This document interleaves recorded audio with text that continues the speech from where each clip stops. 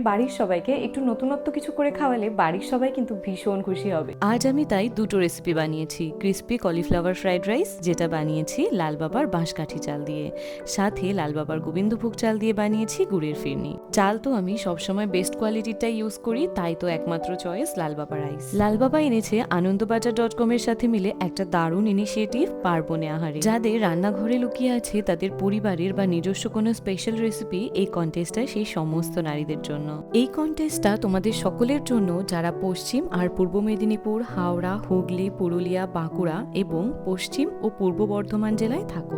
যেহেতু আমার কলেজের অনেক বন্ধুই পশ্চিম বর্ধমান থেকে ছিল, পশ্চিম বর্ধমানের সাথে আমার অনেক স্মৃতি জড়িয়ে, তাই আজ আমি পশ্চিম বর্ধমানকে রিপ্রেজেন্ট করছি। পার্টিসিপেট করা খুবই সহজ। নিজের যে কোনো দুটো ইউনিক রেসিপি বানিয়ে ফেলো লাল বাবার চাল দিয়ে, একটা মেন কোর্স আর একটা ডেজার্ট। সেটার ছবি এবং ফুল ভিডিও পাঠিয়ে দাও এই নাম্বারে। নাম্বারটা আমি ক্যাপশনেও দিয়ে দেবো। আর অবশ্যই কিন্তু দুটো রেসিপি সাবমিট করো, এতে বিজয়ী হওয়ার চান্স থাকবে অনেক বেশি, সাথে পেতে পারো ক্যাশ প্রাইজও। টপ 16 জনকে ডেকে নেওয়া হবে কলকাতাতে, যেখানে তোমরা সুযোগ পাবে তোমাদের সিলেক্টেড রেসিপি সবার সামনে আবারও রিক্রিয়েট করার আর সম্মানিত হওয়ার সেলিব্রিটি সন্দীপদা সেনের হাতে। তাহলে পশ্চিম বর্ধমান জেলার সকল নারীরা তৈরি তো এই কন্টেস্টে পার্টিসিপেট করার জন্য? তোমার বানানো ইনোভেটিভ রেসিপিও কিন্তু হয়ে উঠতে পারে বাংলার সেরা রেসিপিগুলোর মধ্যেই একটা।